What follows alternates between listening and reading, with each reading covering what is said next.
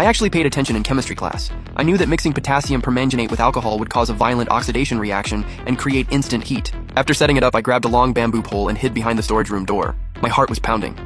Outside, the sound of someone prying at the iron bars was getting clearer. Found it! Right then, an excited voice rang out. Damn, this thing's tiny. How are we supposed to get through? Send Tom in. It was Officer Jack's voice. Soon I heard a rustling sound, like a rat crawling through a pipe. It got closer and closer.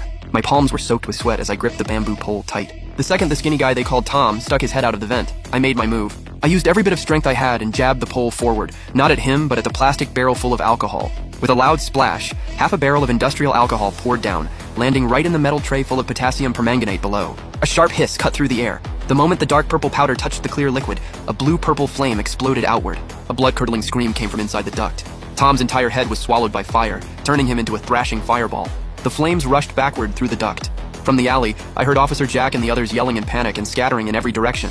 I leaned against the wall, gasping for air. My nose was filled with the stench of burnt flesh and alcohol. I felt no thrill, only the drained exhaustion of barely surviving. I had scared them off with fire, but I had also exposed myself completely. Starting tonight, I was no longer just some regular guy trying to live off his supplies. I was the dragon guarding the treasure. Dragging my exhausted body, I went back to the break room on the second floor and watched outside through a crack in the window. Officer Jack's boat was gone, but I didn't dare let my guard down. I stayed by the window all night.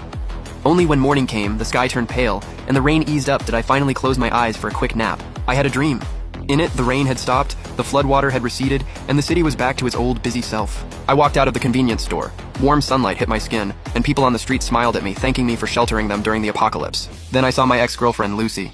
She stood on the corner in a white dress, smiling at me. But as I walked toward her, the smile froze on her face, and black blood started pouring from her eyes, ears, nose, and mouth. I jolted awake, drenched in cold sweat.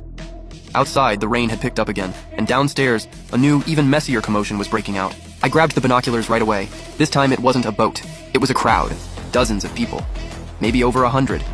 They were swimming out of flooded apartment buildings, wading through chest-deep water like a swarm of disturbed ants, packed together and heading straight toward me. Their target was my convenience store. At the very front of the crowd, I saw a familiar figure. It was the man who had tried to fish out instant noodles with a clothes pole yesterday. Now he was holding his heavily pregnant wife. Her face was pale, her eyes closed, and she looked unconscious. His face was twisted with desperation, begging, and madness. The people behind him all had the same look. They were here to survive, and they were here to rob me. I knew I was in deep trouble. Against Officer Jack and those 3 guys, I could use tricks. I could be ruthless. But against over 100 ordinary people driven mad by hunger and despair, every plan felt useless. They were like a flood. Once they surged in, they could tear my tiny ark apart in seconds. Open the door! Please, open the door! We know you have food in there, just help us a little. My wife is dying. She needs food and clean water. The man holding his pregnant wife begged in a hoarse voice.